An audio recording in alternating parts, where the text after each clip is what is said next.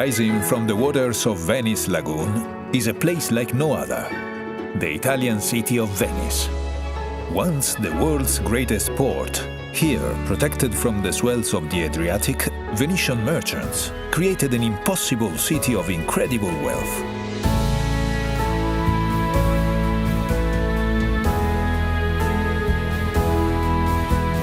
Long hailed as the most breathtaking city on earth, there is no denying that sometimes Venice can be overwhelmed with admirers. But if you take your time and treat her gently, she will reward you with moments of profound beauty and bliss.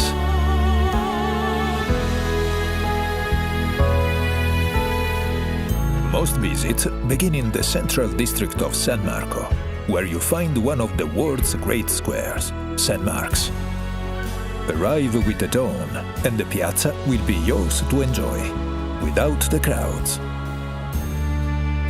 St. Mark's Square is surrounded by some of the city's finest architectural jewels, but there are none greater than St. Mark's Basilica, a treasure house of holy relics, from the body of St. Mark to a lock of the Virgin Mary's hair.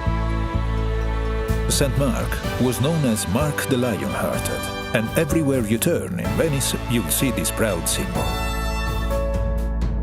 Across from the Basilica stands the city's beloved bell tower, St. Mark's Campanile. Climb the tower to see Venice stretch out in all her marble and red-tiled splendor.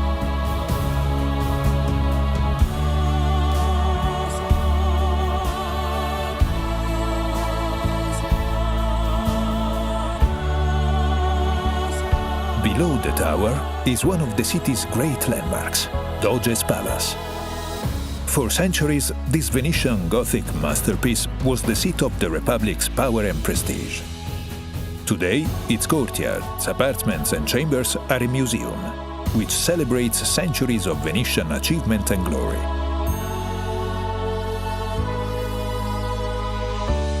Just outside stand the columns of San Marco and San Teodoro, the traditional gateway to the city.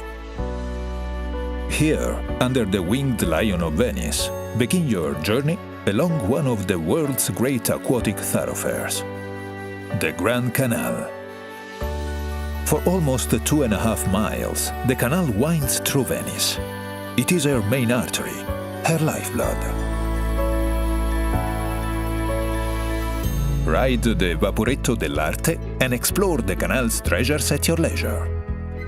Or ride in true Venetian style by gondola, which Mark Twain once called the gentlest form of locomotion ever devised.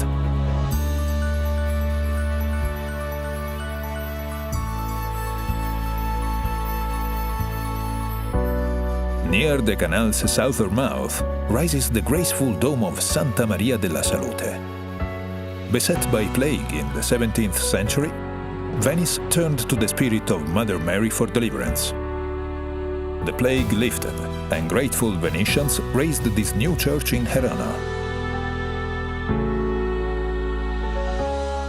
All along the canal, elegant palazzos, once the homes of wealthy merchants, slip by as if in a dream. The timeless wake of river traffic laps at their doorsteps, just as it has for centuries. Today, many of the palazzos are home to museums and galleries. Care Zonico allows visitors to experience the opulence of 18th century Venice. While Palazzo Grassi's bold restoration and artworks are the perfect reflection of a city that cherishes its past and embraces the new.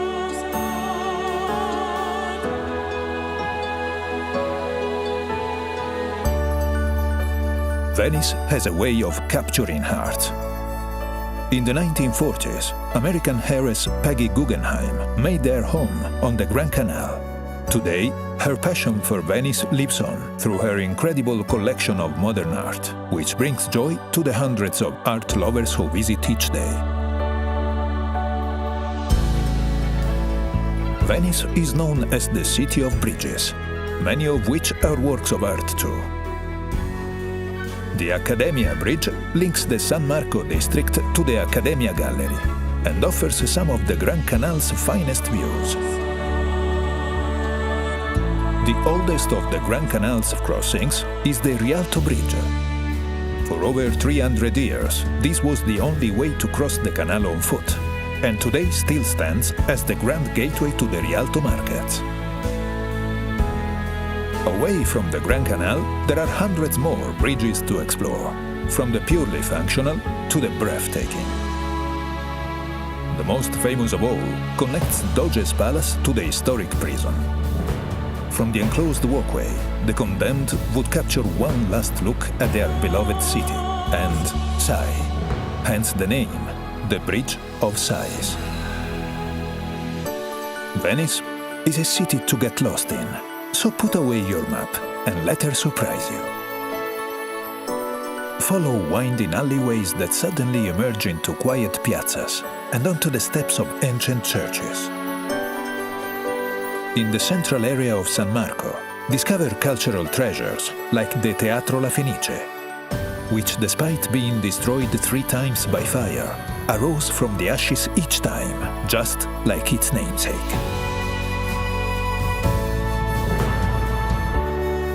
The further you roam, the fewer travelers you'll see, and the more locals you'll meet. These are the places where the city surrenders its most intimate pleasures. When the city's embrace becomes too tight, there are places to catch your breath, like the waterfront promenades, or the sleepy canals and spacious piazzas of Castello.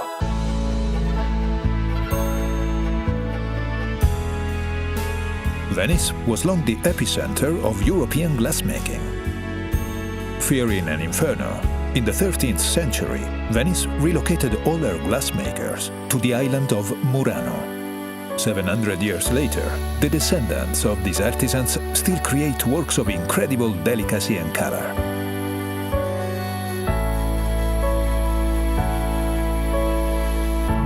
Further across the lagoon is another island famed for its color, the tiny island of Burano. Legend has it that fishermen painted their houses in distinctive colors so they could find their way home through the lagoon's fogs.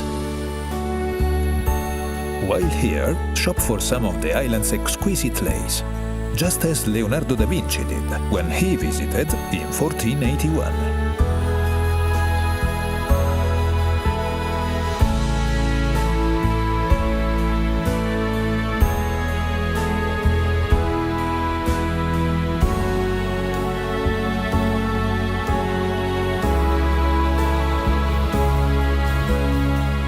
From the adventures of Marco Polo and Casanova to the artistry of Vivaldi and Bellini, Venice has shone her light into the far corners of the world for over 1,500 years.